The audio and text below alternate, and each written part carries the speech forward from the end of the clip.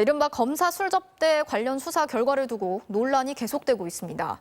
납득하기 어려운 접대 금액 계산법이 결국 검사들을 최대한 봐주려고 한 게 아니냐, 이런 의심에 따라 재수사를 촉구하는 청와대 국민청원도 올라와 있죠. 검찰은 재판에 넘기지 않은 두 검사를 자체 징계하겠다고 했는데 이 징계 기준은 또 어떤지 임현주 기자가 따져봤습니다.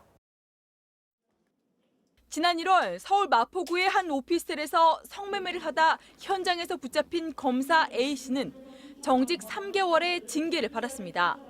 경찰이나 일반 공무원이었다면 규정에 따라 파면이나 해임 처분될 수 있었지만 검사인 덕에 공무원 신분을 유지했습니다. 지난해 만취 상태로 운전하다 적발된 서울고검 소속 B검사는 고작 견책 처분을 받았습니다.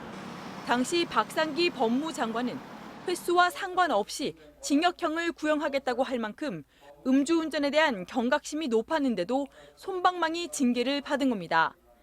각종 접대와 향응을 받는 비위 사건도 사정이 별반 다르지 않습니다.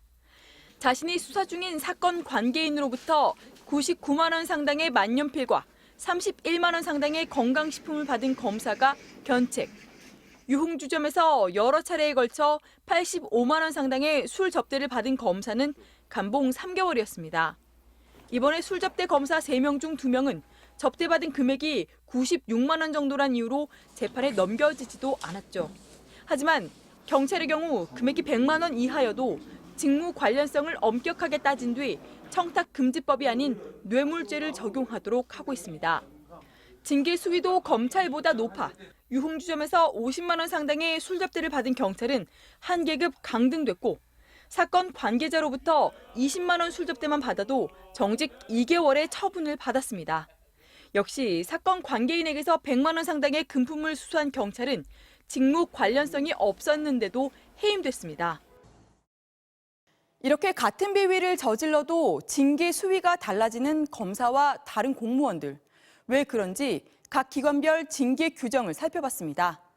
100만 원 이하 금품이나 접대를 받은 경우 검사들은 견책부터 정직까지의 처분을 받는데 다른 권력기관들은 어떤가요?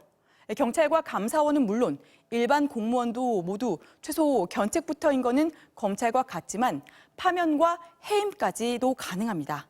특히 파면이나 해임을 하려면은 검찰은 300만 원 이상이 돼야 하지만 다른 공무원들은 100만 원만 넘으면 공무원 신분을 잃을 수 있습니다.